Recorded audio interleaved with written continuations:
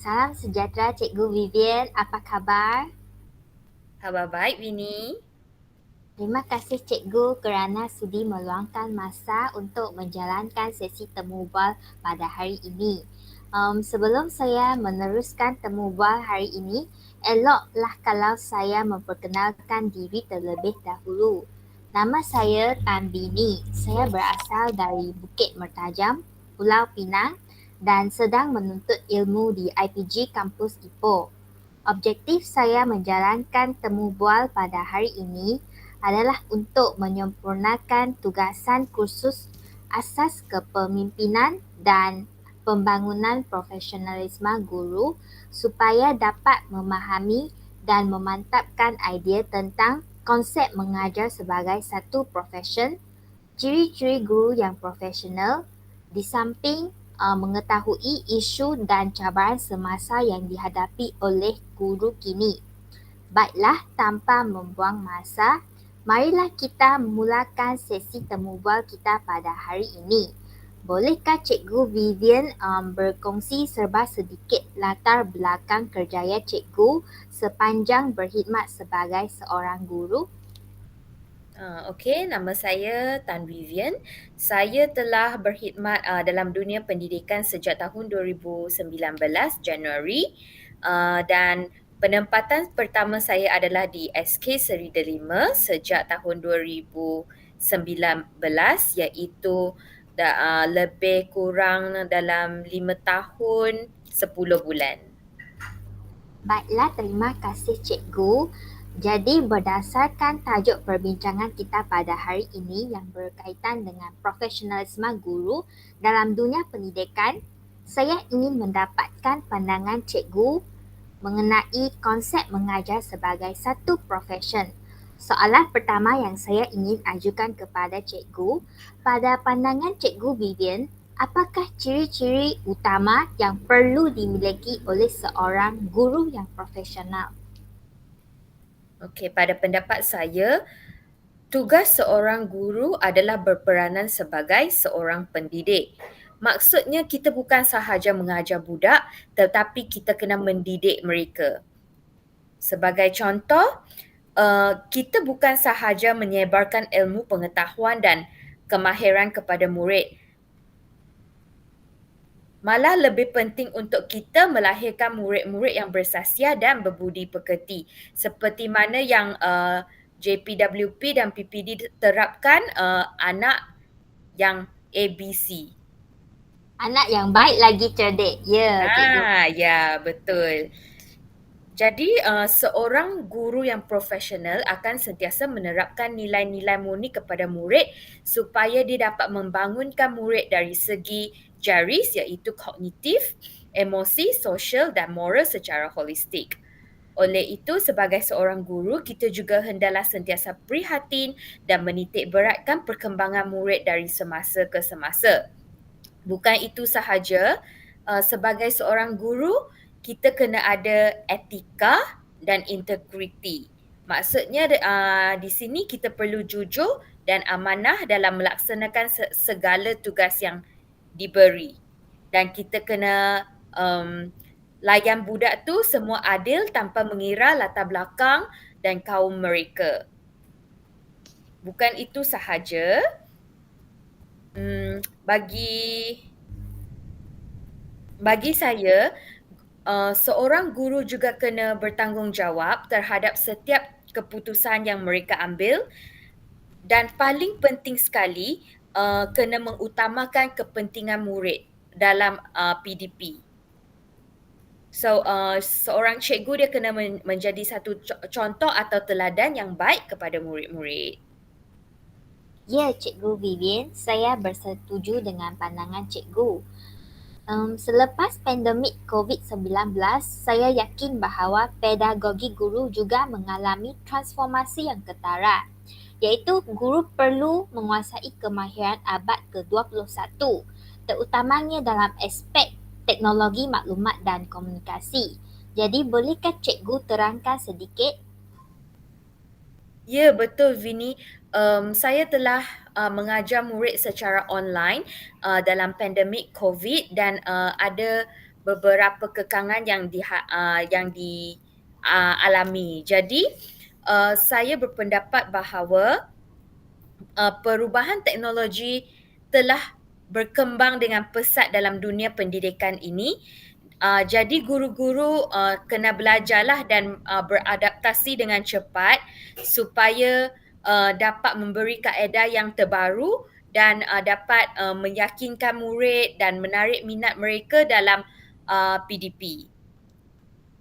So pada masa COVID dahulu, kita telah diterapkan cara untuk menggunakan Google Classroom, Google Meet, Quizzy, Word Wall dan sebagainya.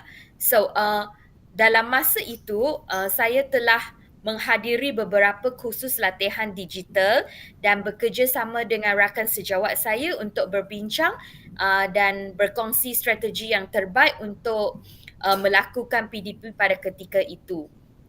Pada masa yang sama, saya juga sentiasa mendekati murid secara personal tentang apa masalah yang mereka hadapi pada pandemik COVID-19 pada ketika itu supaya mereka tidak ketinggalan dalam pembelajaran walaupun kita belajar secara maya. Ya, terima kasih Cikgu Vivian atas perkongsian tadi. Memang benarlah pandemik telah mengubah cara kita mengajar dan cara murid belajar. Nampaknya guru yang profesional pada zaman sekarang juga perlulah menguasai pengetahuan kandungan pedagogi teknologi iaitu TPEG. Sebagai seorang guru yang profesional, bagaimanakah Cikgu Vivian melihat peranan guru dalam menghadapi isu-isu pendidikan pada masa depan seperti pengintegrasian teknologi dalam pembelajaran? Pada ketika ini saya berasa pengintegrasi teknologi dalam pembelajaran ini sangat penting kerana di sekolah saya, guru besar saya telah membeli 3 smart board dan diletakkan di bilik media, makmal komputer supaya guru dapat menggunakan smart board untuk mengajar murid. Bukan itu sahaja, saya rasa smart board ni dia sangat efektif sebab dia jadi pemudah cara dan facilitator. Kita boleh mengajar budak menggunakan teknologi yang betul. Uh, smart board ini juga dia sangat pentinglah sebab dia merupakan PAK 21 yang boleh digunakan oleh guru supaya dapat menarik minat dalam murid dalam pembelajaran. Bukan itu sahaja, setiap murid mempunyai akaun MOE murid. So dalam situ mereka dapat melayari Google account mereka dan mempelajari sesuatu dari Google Classroom. Contoh macam saya letak kerja di Google Classroom, murid-murid boleh log in dan mereka boleh menyiapkan kerja tambahan. Jadi dia dapat mengukuhkan pembelajaran murid dari segi itulah. Jadi saya percaya bahawa guru perlu terus memperkasakan diri dengan ilmu pengetahuan terkini supaya kita dapat memberikan yang terbaik kepada murid so that mereka dapat macam mana nak cakap mereka dapat Berkembang mengadaptasi. mengikut peredaran masa. Ya, Cikgu, perkongsian tadi sungguh menarik dan penuh dengan idea yang bernas. Jadi, Cikgu memainkan peranan yang amat banyak. Salah satu peranan Cikgu adalah sebagai pemimpin profesional dalam aspek pengajaran dan pembelajaran. Sebagai contoh, guru bertindak sebagai perancang dan penyampai ilmu pengetahuan dalam proses pengajaran dan pembelajaran. Sehubungan dengan itu, bolehkah cikgu jelaskan dengan lebih terperinci apakah peranan guru sebagai seorang pemimpin profesional dalam aspek PDP? Ya, saya sangat sokong bahawa guru ialah perancang dan penyampai ilmu dalam proses PDP seperti mana yang Vini mention tadi. So, bagi saya, guru mesti merancang RPH sebelum masuk ke kelas dan RPH yang dirancang itu kena berfokuskan murid, dan murid dalam kelas ni berbagai-bagai kan. Dia ada murid yang pandai, sederhana dan lemah. Jadi kita kena terapkan pembelajaran terbeza di situ. Maksudnya walaupun mereka berbeza dari segi kognitif, tetapi pelbagai aktiviti yang kita boleh lakukan dan mengasingkan mereka supaya mereka dapat belajar mengikut kemampuan masing-masing. Malah sebagai seorang pemimpin, guru mestilah memilih kaedah pengajaran dengan mengambil kira keperluan dan tahap kefahaman murid, seperti mana yang saya bagi tahu tadilah, iaitu pembelajaran terbeza. Pada masa kini pembelajaran terbeza memang sangat difokuskan di sekolah saya. Bukan itu sahaja, gaya pembelajaran dan minat murid juga perlu diterapkan. Macam yang saya belajar sebab saya option bahasa English kan, macam kita ada visual learner, kinesthetic learner, dia ada 8 ke 9 jenis yang berbeza mengikut saya yakin Winnie mesti pelajari ni sebelum ni kan? Ya, kecerdasan pelbagai, cikgu. Ya, betul. Jadi kiranya kita perlu mengambil kira gaya pembelajaran dan minat murid supaya bahan pengajaran yang kita cipta atau pilih itu sesuai dengan gaya pembelajaran mereka atau kecerdasan mereka lah. Terima kasih cikgu atas perkongsian tadi. Selain berperanan sebagai perancang, guru juga berperanan sebagai pengawal, pembimbing, pendorong dan penilai dalam proses PDP. Bagaimanakah guru dapat melaksanakan tugas-tugas ini? Baiklah, guru yang profesional ialah pembimbing dan mentor kepada murid.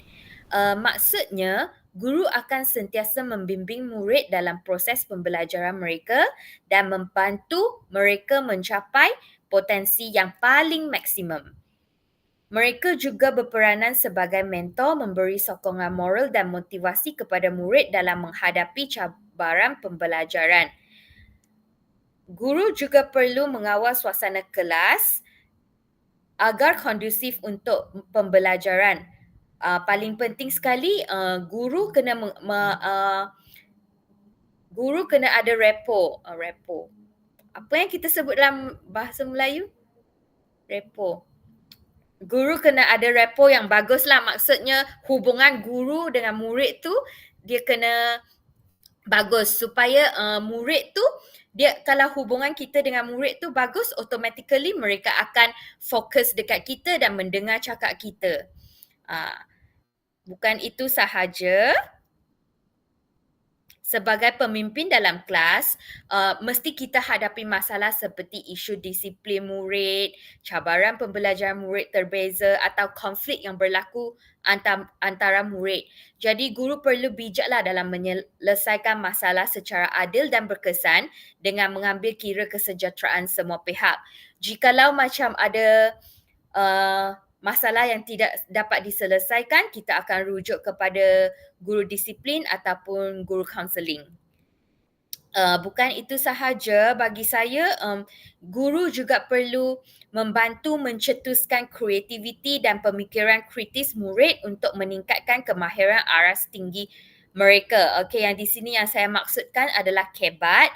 Jadi aktiviti yang kita lakukan itu kadang dia ada 6 kan, kadang-kadang mengaplikasi, menganalisis, mencipta. Jadi dalam RPH kita kena fokuslah apa yang kita nak capai. So bagi saya ini amat penting kebat, kerana dia dapat melahirkan murid yang inovatif dan mampu bersaing dalam dunia global yang kompleks ini. Terima kasih atas jawapan yang sangat terperinci daripada Cikgu Vivian. Sepanjang tempoh perkhidmatan cikgu, saya yakin bahawa Cikgu Vivian tentu telah mengalami beberapa cabaran dalam kerjaya sebagai seorang guru. Peraturan-peraturan pegawai awam, kelakuan dan tata tertib pada tahun 1993 telah menggariskan beberapa peraturan penting yang perlu dipatuhi oleh pegawai awam, termasuklah guru. Peraturan-peraturan ini meliputi aspek kelakuan, disiplin dan tanggungjawab. Jadi, bolehkah cikgu berkongsi tentang apakah cabaran utama yang dihadapi oleh guru di Malaysia pada masa kini, terutamanya dari segi perundangan dan tata tertib? Okey, salah satu cabaran utama ialah mengendalikan isu disiplin pelajar lah seperti mana yang saya dah bagi tahu sebelum ini. Jadi, bila kita berhadapan dengan kes disiplin ni, kita kena berhati-hati supaya kita tidak melanggar peraturan tata tertib yang telah tertakluk. Jadi, kes disiplin ni dia kena kita selesaikan dengan adil lah. Kalau cikgu bertindak secara emosional dan melampaui batas, mereka boleh dikenakan tindakan tata tertib yang boleh membawa amaran, denda atau dalam kes yang serius akan dipindahkan ke sekolah lain ataupun akan ditamatkan perkhidmatan. Betul Cikgu Vivian, tindakan disiplin ini perlu diambil perhatian terutamanya oleh cikgu-cikgu. Namun demikian, isu hangat kebelakangan ini berkenaan dengan guru ialah guru menggunakan anak murid sebagai kandungan laman sosial di media sosial demi kepentingan peribadi mereka. Bagaimanakah pandangan cikgu mengenai isu ini? Bagi saya isu ni ketika ini memang serius dan perkara ini sepatutnya tidak harus berlaku. Sebagai seorang guru, kita perlu berhati-hati untuk memuat naik sebarang bahan ke media sosial. Sebenarnya, konten mengajar seperti mengambil dan merekod murid ketika belajar tanpa keizinan ini tidak patut berlaku. Tindakan ini sebenarnya melanggar etika kita sebagai seorang guru, di mana guru perlu melindungi semua maklumat sulit murid. Isu integriti ini mampu menjejaskan reputasi golongan pendidik dan sebenarnya telah melanggar peraturan perundangan pendidikan. Seperti sekolah saya, kita telah keluarkan satu kenyataan di mana kita meminta ibu bapa sama ada mereka setuju ataupun tidak untuk memuat naik gambar anak mereka dalam media sosial. Sekiranya ibu bapa tu setuju, maka tak ada masalah lah. Kalau ibu bapa tu tak setuju, maka cikgu tu dia kena berhati-hatilah kalau dia termuat naik dalam laman sosial, maka cikgu tu dia sendiri akan tanggunglah tindakannya sendiri. Jadi bagi saya, kita sebagai seorang guru perlu sentiasa menjaga profesionalisme kita dan integriti kita agar kita tidak melanggari peraturan tata tertib. Baiklah, terima kasih Cikgu atas perkongsian tadi. Satu soalan yang terakhir sebelum kita mengakhiri sesi temu bual ini.